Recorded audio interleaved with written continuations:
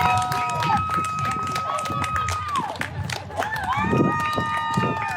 thank you. Thank you all so much for having me down here. Thank you so much, Rebecca, for Natalia, and also Kristen. Hey guys, it's time for us to cowboy up. I'm tired of seeing all these women stuck up to the daggone plate, man. Come on. But I want to take just a few moments to share a story with you and talk about how important this time is in the history and the life cycle of the longest running constitutional republic that the world has ever known, these great United States of America. You know, I was born in Atlanta, Georgia in 1961. And I remember when my dad used to take me to Atlanta Airport. It wasn't Hartsfield International or anything like that. But think about it. Once upon a time, you could go to an airport. You could go right up to the gate. You could see your loved ones off. Or you could just have your dad take you and look at airplanes and just marvel at the opportunity of flight.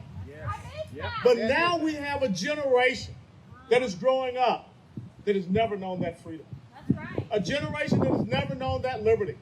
Because every single time there's a quote-unquote crisis in the United States of America, it gives someone an opportunity to take just a little bit more of your liberty and freedom away from you. So that a time will come when we have to teach our kids and tell our kids about what it used to be in the United States of America. See these kids right here?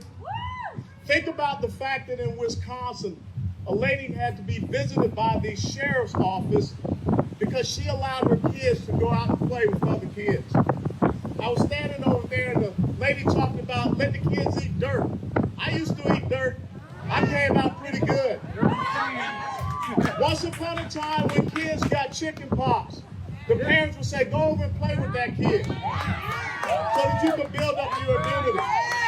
But now look at what is happening. When we have our kids run into a challenge or something, we try to coddle them. We put them off into a safe space. You can't do that. And that's the exact same thing that elected officials are doing with the American people. They're trying to tell us, stay in your home, stay in your safe space. They're trying to determine who is essential, who is not essential, what is essential. Let me tell you something. There are signs out there that say exactly what Benjamin Franklin talked about when he said that those who refuse, those who give up essential liberty, you don't deserve essential liberty. And if you give it up for temporary safety, you will not deserve liberty nor the safety.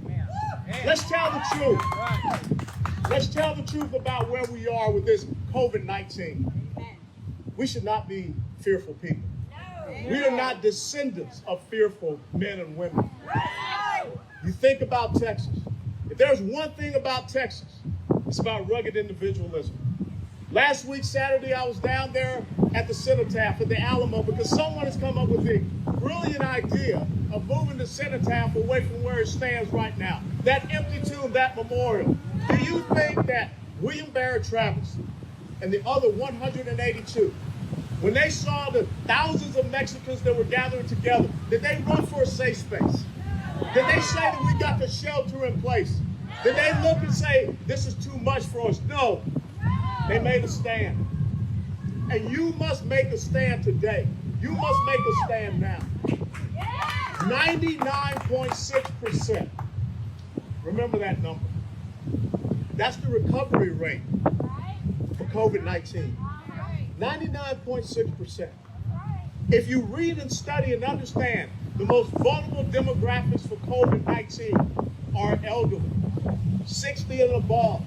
Those people that have underlying medical conditions such as obesity, high blood pressure, type 2 diabetes, those are the vulnerable demographics. This is not a lockdown, people. Stop saying lockdown. This is house arrest.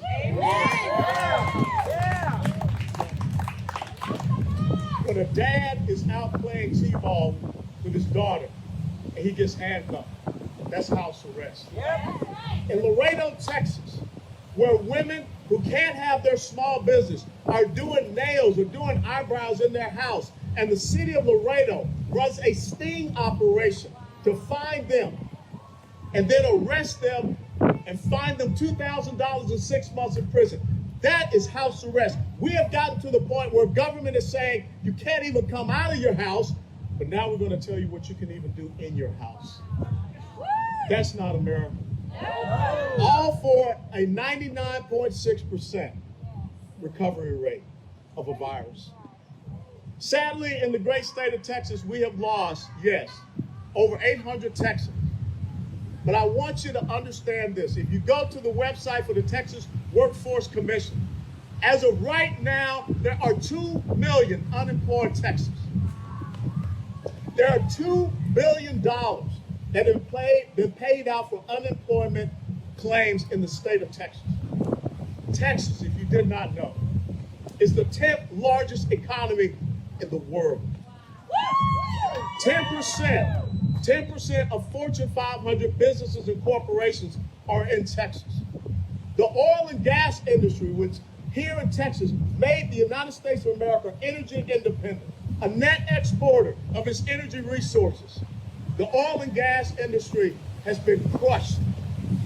They have lost $1 trillion in assets, all because of a 99.6% recovery rate of a virus.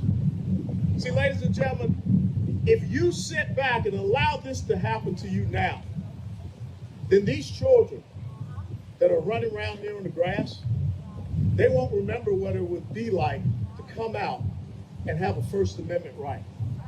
They won't remember that you could come out with your Glock 30S 45 automatic on your hip, because that's the right that you have as an American.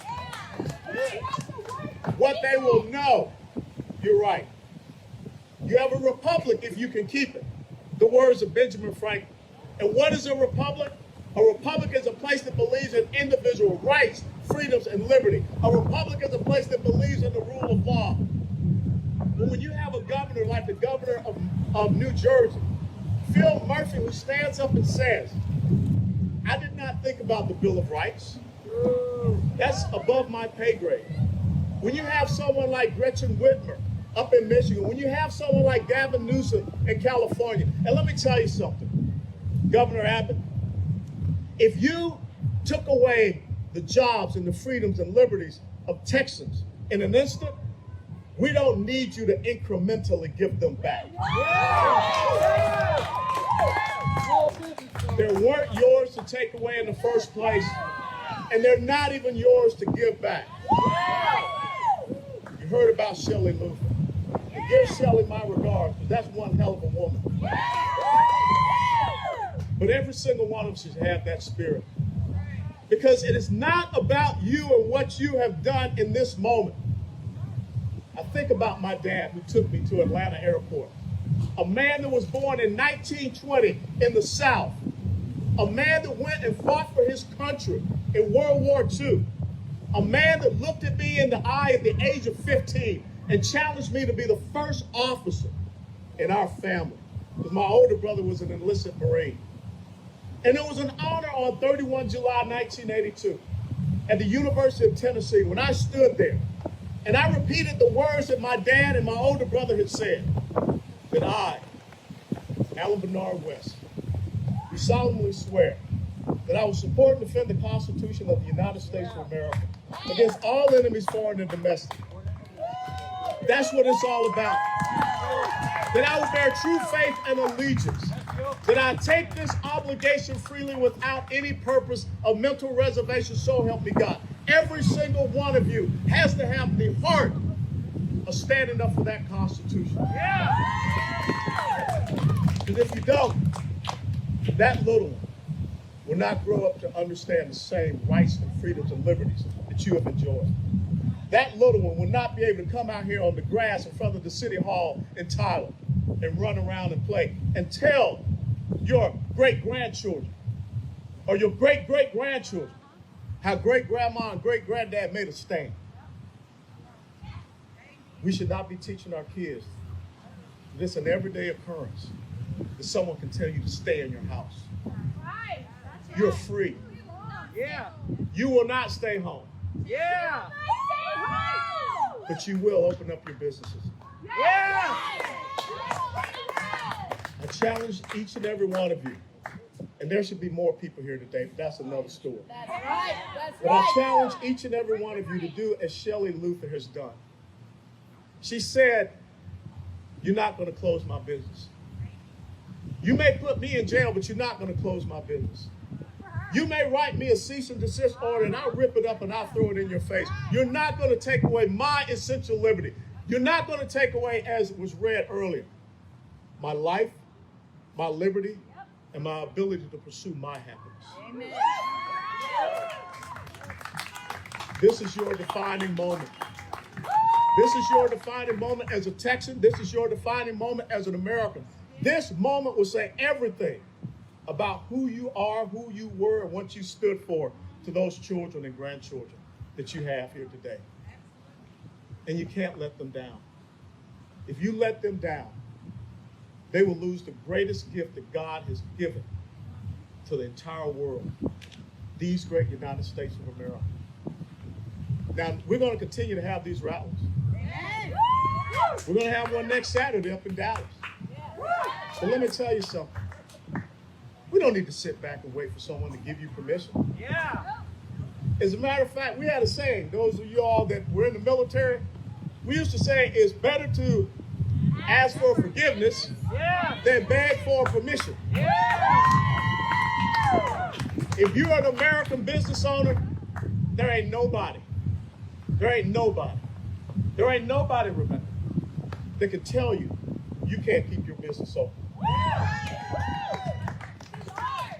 Let me close by reminding you of a great quote from the only foreigner that was given American citizenship and has a U.S. naval vessel that was named in his honor. That's Sir Winston Churchill. And Winston Churchill said, fear is a reaction. Courage is a decision. Go out from this moment and make the decision to stand. Make the decision for courage. Because that's what it means to be a Texan. That's what it means to be an American. God bless you all.